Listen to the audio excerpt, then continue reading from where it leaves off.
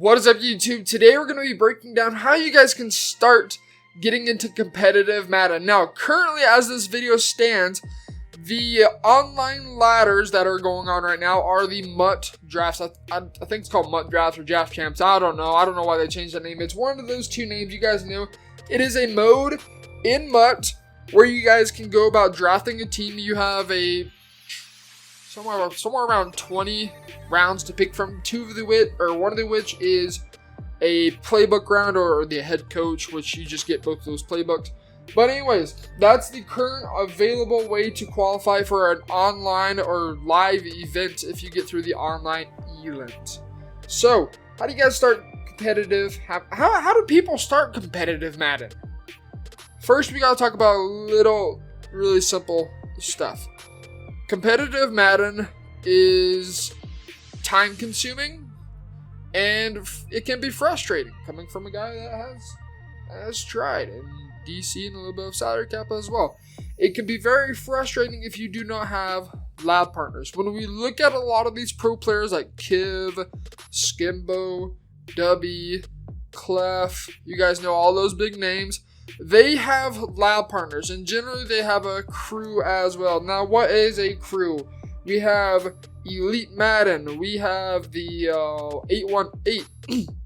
We have, last year we had, what was it? With XLF. Came out, HOR. We had the HOR group, HOR. There's just crews out there. It could be just a group of friends. It could be an actual association, like we have Elite Madden, we have playbook.gg or playbook.gg, whatever you guys want to call it, Boogs. All those big name guys are part of a group. Now that's going to be the easiest way to get into competitive Madden. Finding somebody that is better than you. Like if you guys are playing against your friend and you are clearly superior to them, that's not going to be a good lab partner. You need somebody that is generally going to be able to beat you frequently and also at the same time be able to teach you some things. Now, I don't want to say don't go out of your way to find somebody that is so much better than you are that they are just simply not going to give you any kind of tips or pointers.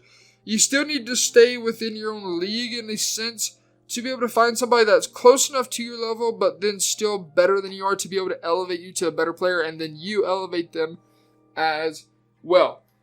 Now, with that kind of being established, let's get into some terms, and let's start off with the meta. Now, a lot of people that are brand new to Madden are going to say the word cheese. Pinch but go, that's cheese. Corner routes, that's cheese. Post routes, this play, that play, this play, HB will, cheese. You beat by cover 3, that's cheese. Blah, blah, blah. The word cheese, I'm going to say it, Frank, is a bum word for the word meta. Meta, what is meta? Meta is our popular plays simply that work. They're efficient in getting downfield. They're efficient in scoring because they work. Now there are some things that are off meta that work, but we're going to cover that a little bit later into this video. Meta, what is the Madden 20 meta? If you guys have been watching any sort of competitive Madden, if you watched any kind of YouTube, or at least semi-competitive YouTubers, there are some out there that are more so entertaining. Like your boy Savage is a competitive YouTuber. Throne, me, Chaos, King Wolf, he's another one as well. All these guys that just have a competitive bone in their body, you'll find us running the meta. The meta as it stands is send 7. Send 7, if send 7 doesn't work, send 8. What I mean by that is you're just blitzing 7 people or you're blitzing 8 people. That's the Madden 20 meta.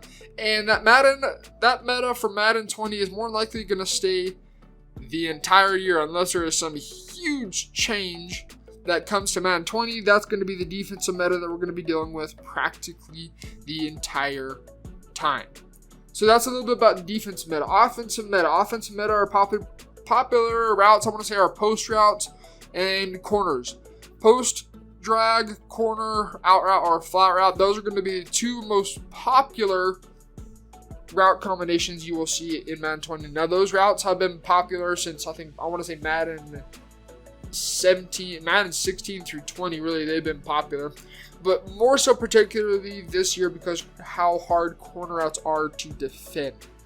Now, you have to be willing to learn the meta. You have to stop saying the word cheese if you're going to become a competitive player. There's no such thing as cheese in your book. That word is to be thrown out and to be burned at the stake. So, learn the meta, be comfortable with the meta, understand that metas change patch to patch. Now, this year they really haven't changed a whole lot, but the way that this meta has changed over the course of just these few months is the way that defense has evolved. Now, at the beginning of the year, the run game was super OP because nobody had any sort of run defense whatsoever. As we move later into December, getting closer to Christmas, getting closer to 2020, a lot of people by now have run defense. I've got run defense. Any kind of decent player has run defense by now. And so we start seeing the meta change. The meta is now starting to shift over back into passing. A lot of people, now that they have run defense, they realize, oh crap, we got to get back into our old dots. A dot is just a really good pass. That's really just a dumbed down version of it. But we're going to start moving back into the pass. Now again, this year is probably going to be a little more balanced as far as run and passing goes. If you can establish a perfect offense this year, what I mean by that is pretty much a 50-50, really keeping your opponents off guard, you're going to be really, really successful in Madden NFL 20. Now keep in mind, metas change every single year. Every single year a new Madden comes out, the meta more than likely, though there are chances it won't change, more than likely is going to be different. And so when we're talking about meta is established, firmly established within the first month of release. For example, this game released late August. It was established by roughly mid to late September is when pretty much everybody knew what the meta was going to be like for both offense and defense. Now, clearly, we see a change in offense over the course of just the past month and a half even. So next, we got to talk a little bit about schemes, and this kind of works our way off of the meta. The meta, when we see West Coast, when we see runners, we see formations like I-form tight, I-form wing, I-form close, for running at least, stretch and dive. Occasionally, you'll see the single back wing flex close, where they have two wide receivers on one side, two tight ends on another. You'll see the motion over the tight end and stretch left. That's a scheme. And then obviously, they'll throw in some dots there as well. Now, this varies playbook to playbook. You can... Okay, I want to be kind of careful about how I go about saying this. You can, in a sense, build a scheme in almost any playbook provided you're willing to put in the time. Now, with the ability of having all these route chems and hot route master, you can essentially make any formation viable. Now, there are going to be some people out there that say the blocking is better than others in certain formations, like gun bunch. It's good blocking, though. I don't think it's as good as it was in previous years. It can still be semi-effective. Do be careful about that, though. You need, if you're building your own scheme, you need to understand everything about it, inside and out. You need to know how well does it block against this defense? How well does it block against 3-4 odd? How well does it block against the big dime 1-4-6? How well does it block against 3-4 bear? What routes are going to get open against 3-4 odd? What are going to get open against bear? What are going to get open against 1-4-6? What's going to get open against big nickel normal? Yeah, you guys have to know all of that. You have to understand so perfectly what's going to get open against certain coverages and what works better against different blitzes and what route combos you need to put on the field to be able to attack that blitz. So that's a little bit of the offensive side of the ball. Now, as we move over to the defensive side of the ball, you guys will probably see me run a little bit of the current defensive meta in this video. Again, this is just a good way to lab, which we'll talk about later in this scheme part, is the defense, for the most part, generally speaking, doesn't change as the year goes on. Now, we saw a big change in Madden 19 when they really just nerfed contained blitzes to where they just simply didn't work. So people were having to stop containing and just do some simple, just edge rush. No contain, just rush. That That's kind of how the defensive meta shifted. That was the biggest shift I've ever seen in a defensive meta as far as that's concerned in Madden 19. But Madden 20, more than likely, as the game stands, if it really hasn't changed much by January, we're going to be stuck with the same meta. In this case, it's going to be send a lot of pressure. The only way that you can get away with dropping off into coverage is if you have just star abilities on your defensive line. Now, this is going to vary, I want to say mode to mode. Salary cap, MUT drafts, regs. Those all play differently. It might sound crazy because this is one game, but you have to treat them all a little bit differently. MUT, you can, for the most part, get away with sending 7 almost every single down and just have some really good man coverage corners all throughout to really make sure that the pressure gets home quickly. Regs, on the other hand, defense plays different. You're limited to what players you have because you can only choose teams, and those players are only on certain teams.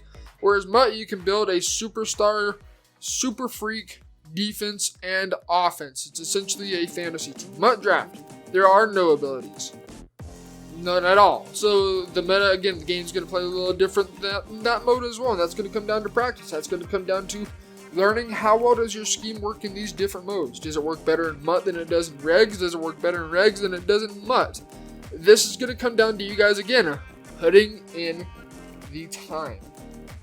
Now, speaking of time, a lot of time is invested in practice.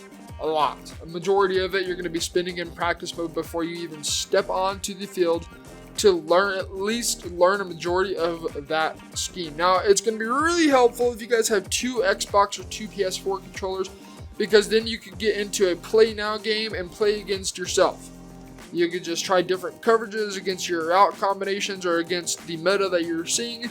See what different kind of zone coverages or man coverages or cross man, whatever the case may be, and how it plays. If it plays better, then write it down. I mean, notepads, you can get them for $1 at Walmart, and you get pretty cheap pins at Walmart for, heck, you can go to Dollar Tree and get a pack for, I think, $1 as well. I mean, most people have one laying around in their junk drawer. It's pretty easy to get started. Now, if you guys want to go a little more, I want to say, technologically advanced, you guys, if you have a good laptop, this has to be a pretty powerful laptop, and or a good desktop, you guys can record your own gameplay with an Elgato. Now, Elgatos, I believe, range from $100 to $150. The one that I use to capture gameplay is the Elgato HD. I can't remember. Elgato Pro HD. I think that's what it's called. That one runs for $130. So if you guys don't want to fork all that money out with getting a desktop and then getting the Elgato on top of that, you guys can use the capture mode on Xbox by pushing down the home button and hit X. PlayStation guys, let the other PlayStation players know. I don't play PlayStation all too much. I know there's a share button, but surely there's a quicker way to share or to save clips. So PS4 players, let me know in the comment section how you guys go about doing clips quickly. I know Xbox, it's pretty simple because I played Xbox for I don't know how long. But anyways, make sure that you're willing to invest time. Invest time, invest L's, invest W's. Yep, you're going to probably lose quite a bit at the very beginning when you are losing or when you are when you are learning a scheme. This applies to buying ebooks as well. A lot of people, when they go out and buy an ebook, they expect, hey, I'm going to be a god tier player. I've got this ebook now. I know everything, but you essentially actually don't. What an ebook is going to give you is it's going to give you the plays against certain coverages in how to attack it, how to set it up, but it still falls on you as a player to actually go into practice mode to get those reads down, and on top of that, put in the time. If you're going against a really good player, you have to be wary. Even if you buy an ebook, if you're going against a pro player, they're going to know how to adjust.